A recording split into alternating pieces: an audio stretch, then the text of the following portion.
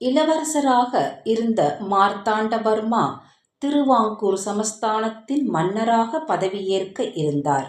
ஆனால் அவர் மன்னராக பதவியேற்பதை பிடிக்காத சிலர் அவரை கொல்ல திட்டமிட்டனர்.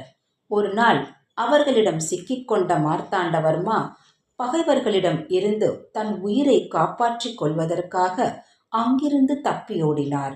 அவரை கொல்ல வந்தவர்களும் அவரை பின்தொடர்ந்து சென்றனர். நெய்யாற்றங்கரையை வந்து அடைந்த இளவரசர் அங்கு மறைந்து கொள்வதற்கு நல்லதொரு இடத்தை தேடினார். அப்போது அங்கு புல்லாங்குழலுடன் வந்த ஒரு சிறுவன் அங்கிருந்த பலாமர பொந்து ஒன்றை காட்டி அதனுள் சென்று மறைந்து கொள்ளும்படி சொன்னான்.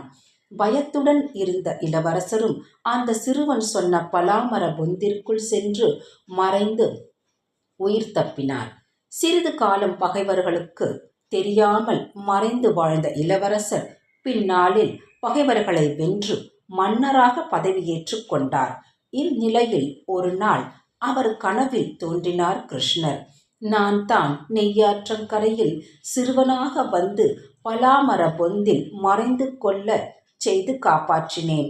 தாமதிக்காமல் எனக்கு அங்கே ஒரு கோவிலை எழுப்பு என்று சொல்லி மறைந்தார்.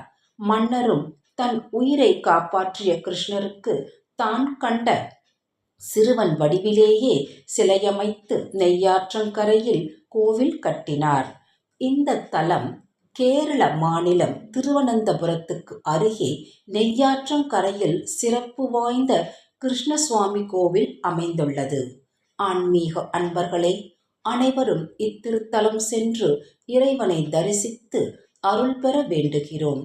செல்ல இயலாதவர்கள் தங்கள் மனதில் கிருஷ்ணரை தியானித்து வேண்டுங்கள். வேண்டியது நிறைவேறும். வாழ்க வளமுடன். நன்றி, வணக்கம்.